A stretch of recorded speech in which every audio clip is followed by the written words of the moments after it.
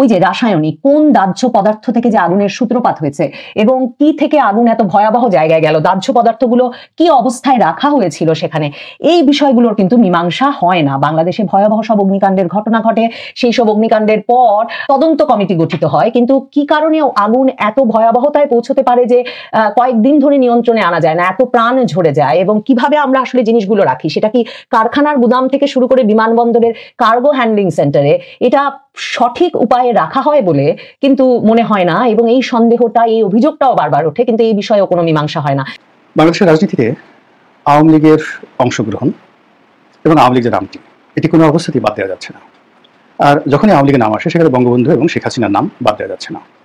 বর্তমান পরিবর্তিত পরিস্থিতিতে আওয়ামী লীগের আপনজন সেজে অনেক লোক, আওয়ামী লীগের মধ্যে বিক্ষুব্ধ এক শ্রেণীর মানুষ, দলের মধ্যে যারা হাসিনা বিরোধী আছেন তারা জুলাই সনদ নিয়ে এনসিপি রাজনৈতিকভাবে মোটামুটি তোলপাড় সৃষ্টি করে দিতে সক্ষম হয়েছে। এনসিপির রাজনীতি জমে উঠছে। বিএনপি নেতা সালাউদ্দিন আহমেদকে ক্ষমা চাইতে হবে। আসসালামু আলাইকুম প্রিয় দর্শক, নতুন একটা ভিডিওতে সবাইকে স্বাগত। তো ইতিমধ্যে আপনারা অনেকগুলো ভিডিওর অংশবিশেষ দেখেছেন, তো দেখে নিশ্চয়ই বুঝতে পেরেছেন যে ভিডিওটা আসলে কতটা গুরুত্বপূর্ণ এবং আকর্ষণীয় হতে চলেছে এবং কোন বিষয়ে ইঙ্গিত করছে। তো চলুন কথা না বাড়িয়ে সম্পূর্ণ ভিডিওটা দেখে আসি। তো দেখার আগে বলবো, আমাদের চ্যানেলটি যারা এখনও পর্যন্ত সাবস্ক্রাইব করেননি তারা দয়া করে সাবস্ক্রাইব করে দিন, এবং যারা ইতিমধ্যেই করেছেন তাদের অসংখ্য ধন্যবাদ। তো চলুন কথা না বাড়িয়ে সম্পূর্ণ ভিডিওটা একটা লাইক দিয়ে দেখে আসি। ওই যে রাসায়নিক কোন দাহ্য পদার্থ থেকে যে আগুনের সূত্রপাত হয়েছে এবং কি থেকে আগুন এত ভয়াবহ জায়গায় গেল, দাহ্য পদার্থগুলো কি অবস্থায় রাখা হয়েছিল সেখানে, এই বিষয়গুলোর কিন্তু মীমাংসা হয় না। বাংলাদেশে ভয়াবহ সব অগ্নিকাণ্ডের ঘটনা ঘটে, সেই সব অগ্নিকাণ্ডের পর তদন্ত কমিটি গঠিত হয়, কিন্তু কি কারণে আগুন এত ভয়াবহতায় পৌঁছতে পারে যে কয়েকদিন ধরে নিয়ন্ত্রণে আনা যায় না, এত প্রাণ ঝরে যায়, এবং কিভাবে আমরা আসলে জিনিসগুলো রাখি, সেটা কি কারখানার গুদাম থেকে শুরু করে বিমানবন্দরের কার্গো হ্যান্ডলিং সেন্টারে এটা সঠিক উপায়ে রাখা হয় বলে কিন্তু মনে হয় না, এবং এই সন্দেহটা, এই অভিযোগটাও বারবার ওঠে, কিন্তু এই বিষয়েও কোনো মীমাংসা হয় না। ঢাকার শাহজালাল আন্তর্জাতিক বিমানবন্দরে ভয়াবহ অগ্নিকাণ্ডের ঘটনা ঘটেছে এবং দুপুর 1:15টার দিকে আগুন লাগার পর 4-4.5 ঘন্টা পেরিয়ে গেলেও আগুন নিয়ন্ত্রণে এসেছে, বা অন্তত ধোঁয়া খালি চোখে নিয়ন্ত্রণে এসেছে বলে মনে হওয়ার কোনো কারণ নেই বলে জানাচ্ছে সংবাদ মাধ্যমগুলো।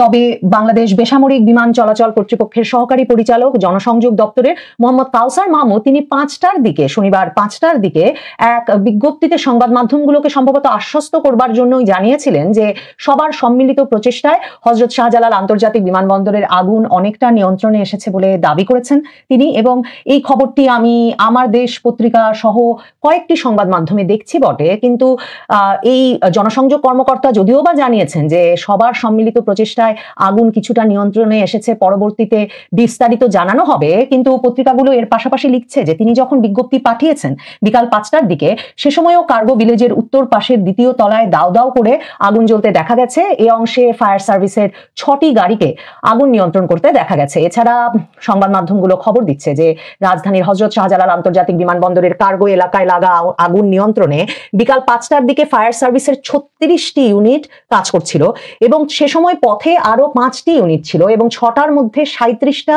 ফায়ার সার্ভিসের ইউনিটই কাজ শুরু করে। আগুন নিয়ন্ত্রণে বাংলাদেশ সেনাবাহিনী, বাংলাদেশ বিমান বাহিনী, নৌবাহিনী যোগ দেয়। এছাড়াও এই ঘটনায় উদ্ধার সহায়তায় যোগ দিয়েছে 2 প্লাটুন বিজিবিও। তার মানে একটা সর্বাত্মক প্রচেষ্টা চলছে আগুন নিয়ন্ত্রণে আনার, কিন্তু আগুন বা ধোঁয়া নিয়ন্ত্রণে আসবার কোনো লক্ষণ এখন পর্যন্ত দেখা যাচ্ছে না। দেশের প্রধান এই বিমানবন্দরে খুব স্বাভাবিকভাবে এ ধরনের ঘটনার পর সব ধরনের উড়োজাহাজ ওঠানামা সাময়িকভাবে বন্ধ রাখতে হয়েছে কর্তৃপক্ষকে।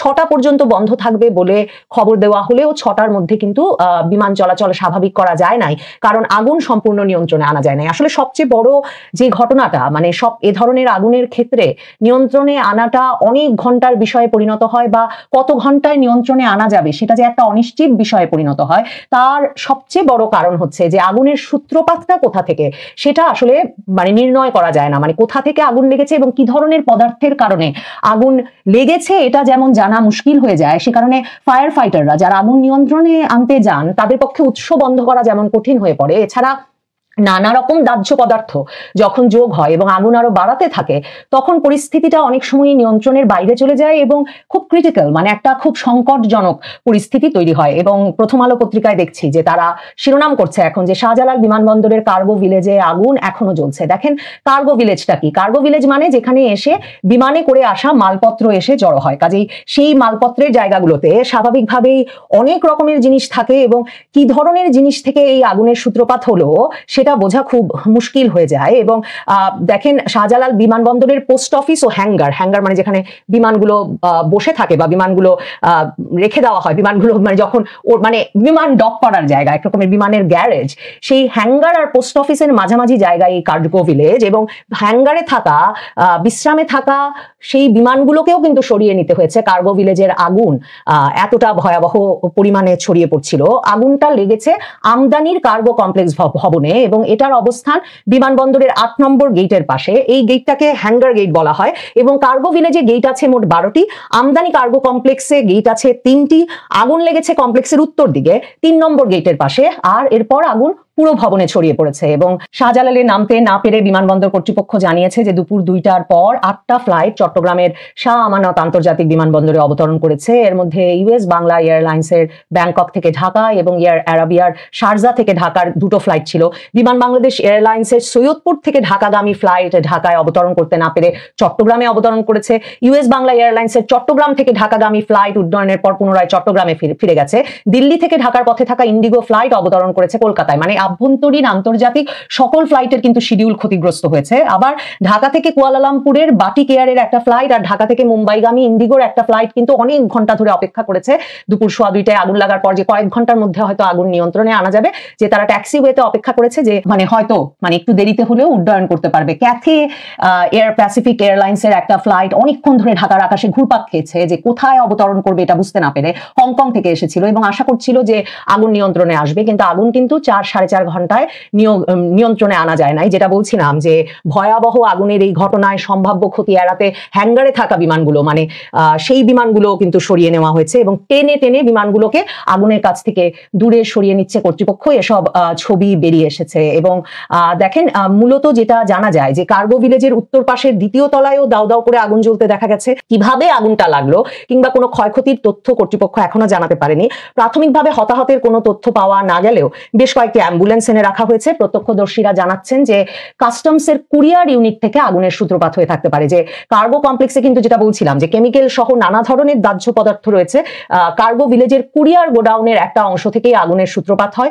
অল্প সময়ের মধ্যেই আগুন পাশের গুদামঘরগুলোতে ছড়িয়ে পড়ে এবং তীব্র ধোঁয়ায় চারদিক অন্ধকার হয়ে যায়। মানে তার মানে রাসায়নিক পদার্থ আছে, দাহ্য পদার্থ আছে এবং সেই ধোঁয়া মানে অনেক ক্ষেত্রেই কিন্তু আগুনের চেয়ে ধোঁয়ায় ক্ষয়ক্ষতি এবং হতাহতের ঘটনা বেশি ঘটে, কারণ ধোঁয়ার মধ্যে অনেক বিষাক্ত রাসায়নিকও মিশে থাকে এবং তার ফলে হতাহতের ঘটনাও ঘটতে পারে। কাজে এই তীব্র ধোঁয়া নিয়ন্ত্রণে আনা কিন্তু আগুন নিয়ন্ত্রণের আরেকটা দিক, আরেকটা দক্ষতার জায়গা। এবং এই সময় অনেকেই দূরে বাইরে বেরিয়ে আসেন ধোঁয়ার তীব্রতায় এবং আগুন লাগার পর থেকেই বিমানবন্দরের আশপাশের এলাকায় তীব্র যে ধোঁয়ার সৃষ্টি হয়, উপস্থিত অনেকেই সংবাদ মাধ্যমগুলোকে কিন্তু জানিয়েছেন যে আগুনের তীব্রতা এত বেশি যে দূর থেকেও তাপ অনুভূত হচ্ছিল। বিভিন্ন কুরিয়ার কোম্পানি, এয়ারলাইন্সের গ্রাউন্ড হ্যান্ডলিং অফিস এবং বেসরকারি আমদানি রপ্তানি প্রতিষ্ঠানের পণ্য এতে ক্ষতিগ্রস্ত হয়েছে বলে সংবাদ মাধ্যমগুলো জানাচ্ছে। একটা অভিনব উদ্যোগ নিয়েছেন আসলে, অনেক খবর যে বেরিয়ে আসছে, কারণ একটা মানে বড় ধরনের ইমার্জেন্সি হ্যান্ডেল করছে বাংলাদেশ জাতীয়ভাবে।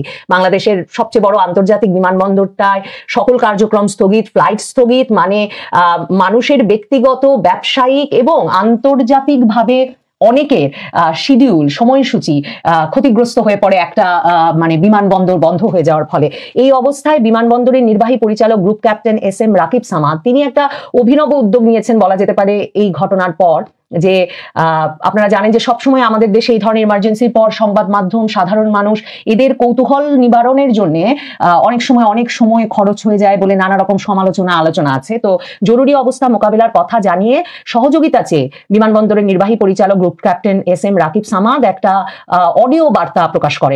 বাংলাদেশের রাজনীতিতে আওয়ামী লীগের অংশগ্রহণ এবং আওয়ামী লীগের নামটি এটি কোনো অবস্থাতেই বাদ দেওয়া যাচ্ছে না।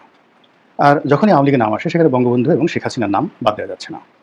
বর্তমান পরিবর্তিত পরিস্থিতিতে আওয়ামী লীগের আপনজন সেজে অনেক লোক, আওয়ামী লীগের মধ্যে বিক্ষুব্ধ এক শ্রেণীর মানুষ, দলের মধ্যে যারা হাসিনা বিরোধী আছেন তারা, আর আওয়ামী লীগ বিরোধী, হাসিনা বিরোধী যে সকল প্রতিপক্ষ রাজনৈতিক দল রয়েছে, তারা এক বাক্যে বলার চেষ্টা করছেন যে যদি হাসিনা স্বেচ্ছায় এই দল থেকে চলে যান, পদত্যাগ করেন, শেখ পরিবারের লোকরা যদি এই দল থেকে চলে যান বা তাদেরকে বহিষ্কার করা হয়, তাহলে যে সমস্ত মানুষ বাংলাদেশে এখন মিলেমিশে আছে তারা সবাই মিলে যদি আওয়ামী লীগ করতেছে, তাহলে জামাতের আপত্তি থাকবে না, বিএনপির আপত্তি থাকবে না, ইত্যাদি ইত্যাদি নানা রকম কথাবার্তা। তো এ সকল কথাবার্তার যৌক্তিকতা কী, এবং শেখ হাসিনা আসলে ক্ষমতা ছাড়বেন কিনা বা ছাড়া উচিত কিনা বা কেউ ছাড়েন কিনা শেখ হাসিনার মতো পর্যায়ে, এটা নিয়ে মূলত আজকের এই আলোচনা। আপনাদের একটা বিষয় বুঝতে হবে যে আমি বিএনপি দিয়ে উদাহরণ দিই। যেমন বেগম খালেদা জিয়া এখনও পর্যন্ত দলের চেয়ারপারসন, তার সন্তান ভারপ্রাপ্ত চেয়ারপারসন। বেগম জিয়া খুবই অসুস্থ, কিন্তু এই অসুস্থতার সময় দলের অনেক গুরুত্বপূর্ণ ব্যক্তি ছিলেন, তো তাদেরকে তো ভারপ্রাপ্ত চেয়ারম্যান বানানো হয়নি, কিংবা বেগম জিয়ার পরিবর্তে বিকল্প কাউকে চিন্তা করা হয়নি। শ্রদ্ধা, ভালোবাসা সব দিক থেকে দেখা গেল যে যত বেশি আওয়ামী লীগ তার প্রতি নির্দয় নিষ্ঠুর হয়েছে, বিএনপির নেতাকর্মীরা ততই বেশি বেগম জিয়াকে আঁকড়ে ধরেছেন। কেন? শহীদ প্রেসিডেন্ট জিয়াউর রহমান এই দলটা প্রতিষ্ঠা করেছেন, কিন্তু এই দলটির যে পুনর্জন্ম এটি বেগম জিয়ার হাতে হয়েছে। ফলে বিএনপির পরতে পরতে প্রতি বিন্দুতে বিন্দুতে বেগম জিয়ার নাম লিখিত রয়েছে নেতাকর্মীদের হৃদয়, মন এবং মননে। কাজেই বেগম জিয়ার অ্যাপ্রুভাল ছাড়া, তার সুদৃষ্টি ছাড়া, তার গ্রিন সিগন্যাল ছাড়া টিল নাও এখন পর্যন্ত এই দলে কেউ রাজনীতি করতে পারবেন না, যতক্ষণ পর্যন্ত তার শ্বাস রয়েছে। এটাই বাংলাদেশের অস্তিত্ব। একই অবস্থা আওয়ামী লীগের ক্ষেত্রে। বঙ্গবন্ধুর হাতে এই দলটি প্রতিষ্ঠিত হয়নি বটে, কিন্তু এই দলটির যত নেম, ফেম, ক্ষমতা আসা যা কিছু, সব কিছুর পেছনে বঙ্গবন্ধু। তার সহযোগী ছিলেন, জাতীয় চার নেতা ছিলেন, কিন্তু বঙ্গবন্ধুর যে আলোকবর্তিকা, সেই আলোকবর্তিকার সঙ্গে আসলে অন্য কোনো স্টার বা অন্য কোনো তারকার কোনো তুলনাই চলে না। ঠিক একইভাবে অল্প কিছুদিনের জন্য, প্রায় 10 বছরের জন্য এই দলটিতে হোসেন শহীদ সরওয়ার্দীর অভ্যুদয় হয়েছিল, এবং তখন মনে করা হতো আওয়ামী লীগ মিন্স সরওয়ার্দী। সরওয়ার্দীর আগে ভাসানী ছিলেন, এবং ভাসানীকে বলা হয় এটার প্রতিষ্ঠাতা। কিন্তু ভাসানী, সরওয়ার্দী, ওনাদের মতো নেতাদের নেতৃত্ব এবং তাদের যে যাকে বলা হয় সব কিছু, রাজনীতির যে সর্বোচ্চ আর্ট অ্যান্ড অ্যাটিটিউড, সব কিছুকে অতিক্রম করে বঙ্গবন্ধু আওয়ামী লীগের সঙ্গে, নৌকার সঙ্গে, বাঙালি জাতীয়তাবাদের সঙ্গে, বাংলাদেশ নামক রাষ্ট্রের সঙ্গে এমনভাবে মিশে আছে যে 75-এর 15 আগস্টের পর ধারণা করা হচ্ছিল বাংলায় বোধহয় আর বঙ্গবন্ধু থাকবে না, কিন্তু দিন যত যাচ্ছে ততই তার উজ্জ্বলতা, তার সম্মান, তার মর্যাদা বেড়ে যাচ্ছে। এমনকি এই যে নতুন যেটাকে জেনজি বলা হচ্ছে, জুলাই সনদ নিয়ে এনসিপি রাজনৈতিকভাবে মোটামুটি তোলপাড় সৃষ্টি করে দিতে সক্ষম হয়েছে। এনসিপির রাজনীতি জমে উঠছে। বিএনপি নেতা সালাউদ্দিন আহমেদকে ক্ষমা চাইতে হবে। দর্শক, সালাউদ্দিন আহমেদ, আমি বলেছি সালাউদ্দিনকে পিনাকি ভট্টাচার্য জয় বাংলা করে দিয়েছেন। এসালম সালাউদ্দিন, এসালমের দালাল, এবং অভিযোগ উঠেছে যে আসলে তিনি গুমের শিকার হননি, গুম নাটক ছিল। শিলংয়ে বিলাসবহুল জীবনযাপন করেছেন, আর সময় মতো দেশে এসে এখন ভারতে দালালি করেছেন। অনেকেই সালাউদ্দিন আহমেদের ভারতের ওই জীবনকে গুম জীবন বলতে রাজি না, ওটা রয়ের ট্রেনিং জীবন বলতে রাজি। দর্শক, সালাউদ্দিন আহমেদ ধরা খেতে শুরু করেছেন, ডিমোরালাইজ হতে শুরু করেছেন। এই সালাউদ্দিনদের দিয়ে বিএনপি কিছু করতে পারবে না। এসালমের ফাঁদে আটকা সালাউদ্দিন। হ্যাঁ, তিনি যদি গুমের শিকার হয়েও থাকেন, পরবর্তী তিনি রয়ের কাছে নিজেকে সাবমিট করেছেন, তারপরে তাকে সন্তান হিসেবে গ্রহণ করেছে। অবস্থা দৃষ্টিতে এটাই মনে হচ্ছে। কারণ এই সালাউদ্দিন বলেছেন জুলাই সনদ সইয়ে যে ওই সংসদ ভবন এলাকায় আন্দোলন করেছিল যে জুলাই যোদ্ধারা, যাদের কারো হাত নেই, কারো চোখ নেই, হাসিনা তাদের চোখ হাত কেটে নিয়ে গেছে, পুলিশের গুলিতে হাত কেটে ফেলতে হয়েছে, সেই জুলাই যোদ্ধাদের বলছেন আওয়ামী ফ্যাসিস্ট। স্পষ্ট ভাষায় বলেছেন তারা আওয়ামী ফ্যাসিস্ট। এখন একটা সহজ হিসাব দেখেন, যেই বিএনপি জুলাই সনদ মানে না, যেই বিএনপি জুলাই সনদ এবং সংস্কার অমুক তমুক কিচ্ছু মানে না, যেগুলো দেখছেন এগুলো নাটক, সেই বিএনপি জুলাই সনদের উপর এত দরদ, তারা হাসতে হাসতে যে জুলাই সনদ সাইন করে আসলো, আবার জুলাই সনদ সাইনের বিরুদ্ধে যারা, তাদেরকে আওয়ামী ফ্যাসিস্ট ট্যাগ দিচ্ছে, বিষয়টা রহস্যজনক এবং সন্দেহজনক। এর মানে যে জুলাই সনদ এখন পর্যন্ত যে পর্যায়ে আছে, ওটা এখন পর্যন্ত আমার কাছে একটা টিস্যু পেপার। বিএনপি তাদের মনের মতো করে যেরকম জুলাই ঘোষণাপত্র ম্যানেজ করেছিল ওইরকম। তাহলে দর্শক, আসল জুলাই সনদ বা জুলাই সনদ বাস্তবায়ন, আইনি ভিত্তি, ওই যে বিএনপির নোট অফ ডিসেন্ট এগুলো বাদ দিয়ে, এটা হবে রাজপথের আন্দোলনে, এনসিপির আন্দোলনে হবে, এবং জামাত সেখানে লোক সাপ্লাই দিবে। আপনি লিখে রাখেন, জামাত সাইন করেছে, কিন্তু জামাত এনসিপির আন্দোলনে লোক সাপ্লাই দিয়ে এই জুলাই সনদ বাস্তবায়ন করতে বাধ্য করবে। বিএনপির এই যে অতি খুশিতে গদগদ হয়ে আস্তে আস্তে যে বিএনপি স্বাক্ষর করে এসেছে, এবং জুলাই যোদ্ধাদের, জুলাই আহতদেরকে বলছে আওয়ামী ফ্যাসিস্ট, এই দুর্বিসন্ধি সব নস্যাৎ হয়ে যাবে। অলরেডি এনসিপি জেগে উঠেছে। নাহিদ ইসলাম স্পষ্টভাবে সংবাদ সম্মেলন করে বলেছেন সালাউদ্দিন জুলাই যোদ্ধাদের কাছে ক্ষমা চাইতে হবে সালাউদ্দিনকে। নাহিদ ইসলাম স্পষ্ট করে বলেছেন, যেহেতু সালাউদ্দিন আহমেদের কোনো অবদান নাই, ভূমিকা নাই জুলাই আন্দোলনে, তিনি ছিলেন না, তিনি দেশে ছিলেন না, অতএব তিনি তো জানেন না যে কারা আন্দোলন করেছে আর কারা ফেসিস। তিনি কিভাবে জানবেন? তিনি তো ছিলেন বিলাসবহুল সেই শিলংয়ের রিসোর্টে, উন্নত রিসোর্টে থেকে ঢাকার যাত্রাবাড়ি শনি রাখরায় কারা যুদ্ধ করেছে এটা সালাউদ্দিন আহমেদ জানবেন কিভাবে? দেশে এসে আবার এসালমের গাড়িতে উঠেছেন, এসালমের কোলে উঠেছেন, তাও তো জানার সুযোগ হয়নি। অতএব তাকে ক্ষমা চাইতে হবে। আমি মনে করি ক্ষমা না চাইলে সালাউদ্দিনকে কক্সবাজার অবাঞ্ছিত ঘোষণা করতে হবে। এই সালাউদ্দিন আহমেদ জুলাইয়ের বিরুদ্ধের শক্তি, এই সালাউদ্দিন আহমেদ ভারতের দালাল, রয়ের দালাল, এতে কোনো সন্দেহ সংশয় নেই। রয়ের প্রশিক্ষিত দালাল সালাউদ্দিন আহমেদ। আমির খসরু মাহমুদ চৌধুরী থেকে শুরু করে আরো কিছু রয়ের দালাল আছে, কিন্তু সালাউদ্দিন আহমেদ রয়ের প্রশিক্ষিত দালাল, ওয়েল ট্রেইনড দালাল। আরেকবার বলেছিলেন যে জুলাই এটা একটা আবেগ, এটা আইনি ভিত্তি দেওয়ার কিছু নাই, একটা রাজনৈতিক দল হিসেবে থাকতে পারে। এর মানে জুলাইয়ের চেতনায় সালাউদ্দিন আহমেদ বিশ্বাস করেন না, করবেন কিভাবে? তিনি তো ছিলেনই না। অতএব দর্শক, এই ভারতের দালালকে উচিত শিক্ষা দিতে হবে। এই দালাল যদি ক্ষমা না চায়, রাজনীতি থেকে পার্সোনা নন গ্রাটা ঘোষণা করতে হবে। এমনিতেই তো বিএনপি জয় বাংলা হয়ে যাচ্ছে, বিএনপির ভোট আছে, বিএনপিকে জনগণ সমর্থন দেয়। নিজেরা এক এক সময় একটা ড্রেস পরে এসে ভাব নিলে কাজ হবে, জনগণের কাছে তো তোমরা ধইনছা। রাজশাহী বিশ্ববিদ্যালয়, চট্টগ্রাম বিশ্ববিদ্যালয়, ঢাকা বিশ্ববিদ্যালয়, জাহাঙ্গীরনগর বিশ্ববিদ্যালয় দেখেছো না বাবারা? তোমাদের ভোট নাই। যারা সরাসরি চান্দা তুলে খায় এরা ছাড়া কেউ বিএনপিকে সমর্থন করে না। যারা চান্দাবাজির সুবিধাভোগী তারা ছাড়া কেউ বিএনপিকে সমর্থন করে না। বিএনপির মধ্যে যারা খালেদা জিয়া এবং জিয়াউর রহমান আদর্শে বিশ্বাস করে, দেশপ্রেমিক, জাতীয়তাবাদে এবং ইসলামী মূল্যবোধে বিশ্বাস করে, ভারতের আধিপত্যবাদের বিরুদ্ধে চেতনা লালন করে, তারা দলে দলে জামাত ইসলামীতে যোগ দিয়েছে। আমাদের কাছে প্রমাণ আছে। আমি নিজে চিনি বিএনপির অতি গুরুত্বপূর্ণ নেতা, জন্ম থেকে বিএনপি করতেন, এখন জামাত ইসলামী করেন। কেন এই বিএনপি করবেন? চান্দাবাজির ট্যাগ নিয়ে মরতে। আর এই চান্দাবাজদের তো ভোট নাই। এই চান্দাবাজির দল যারা করে এরা লজ্জায় ক্লাস করতে পারে না যে কয় ভোট পাইছস। ছাত্র সংসদ নির্বাচন করছিলি বিএনপির হয়ে, কতটা ভোট পাইছো? ভোট দেয় না, অথচ চান্দাবাজি করে। আজিব যে তারা ক্ষমতায়। অতএব সালাউদ্দিন আহমেদ, এই জুলাই যোদ্ধাদের, আমি জামাত ইসলামীর পক্ষের লোক, ইউ নো দ্যাট। তারপরও জামাত ইসলামীর যে সিদ্ধান্ত জুলাই সনদে স্বাক্ষর করা, আমি এর বিরোধিতা করেছি। কেন? যে এই জুলাই সনদ স্বাক্ষর অনুষ্ঠানের আগে জুলাই যোদ্ধাদের উপর হামলা করা হয়েছে। জুলাই যোদ্ধারা এখানে ছিল না। জুলাই যোদ্ধাদের উপর সামান্যতম হামলা করে কোন জামাত ইসলামীর কোন সিদ্ধান্ত মানি না। কারণ জুলাই যোদ্ধাদের কারণে আজকে এটিএম আজহারুল ইসলাম মুক্ত। জুলাই যোদ্ধাদের কারণে আজকে জামাত ইসলামী বাংলাদেশে সবচেয়ে বড় দল এবং ক্ষমতার দ্বার প্রান্তে। অতএব তাদের সম্মান সবার উপরে, জামাত ইসলামীর উপরে। জুলাই যোদ্ধারাই নতুন বাংলাদেশের স্রষ্টা। যেই নতুন বাংলাদেশের তাদের কারণে আমরা আসতে পেরেছি, কথা বলতে পারছি, আপনারা রাজনীতি করতে পারছেন। অতএব সেই জুলাই যোদ্ধাদের বিরুদ্ধে সালাউদ্দিন আহমেদ কথা বলছেন, তাদেরকে অবমাননা করছেন। সালাউদ্দিনের রাজনীতি বাংলাদেশে চলবে না। এমনিতেই ভোটে পরাজিত হবেন, কিন্তু এই অবমাননার জন্য রাজনৈতিকভাবে সালাউদ্দিনকে মোকাবেলা করতে হবে। ক্ষমা না চাইলে তার বিরুদ্ধে কর্মসূচি দিতে হবে। আমরা আগেই বলেছিলাম, আমরা সেই ফজলু পাগলার বিরুদ্ধে লেগেছিলাম। ফজলু পাগলাকে আমরা জুতো পিটা করেছি না? সালাউদ্দিনকে আমরা ধরলে এই সালাউদ্দিনের অবস্থা হবে ফজলু পাগলার মতো। তারেক রহমান বাঁচাতে পারবেন না। তারেক রহমান কি বাঁচাবেন? তিনি নিজেই তো দেশে আসতে পারেন না। তো প্রিয় দর্শক, আশা করছি সম্পূর্ণ ভিডিওটা আপনারা মনোযোগ দিয়ে দেখেছেন এবং দেখে কি বুঝলেন, কি জানলেন। আপনাদের গুরুত্বপূর্ণ মতামতগুলো এবং গঠনমূলক মতামতগুলো আমাদের কমেন্ট বক্সে জানিয়ে দিন। পারলে ভিডিওটা শেয়ার করে অন্যকে দেখার সুযোগ করে দিন। আবারও বলছি, আমাদের চ্যানেলটি যারা সাবস্ক্রাইব করেননি তারা সাবস্ক্রাইব করে দিন, এবং যারা ইতিমধ্যেই করেছেন তাদের অসংখ্য ধন্যবাদ। তো ভালো থাকবেন সবাই, সুস্থ থাকবেন, ধন্যবাদ।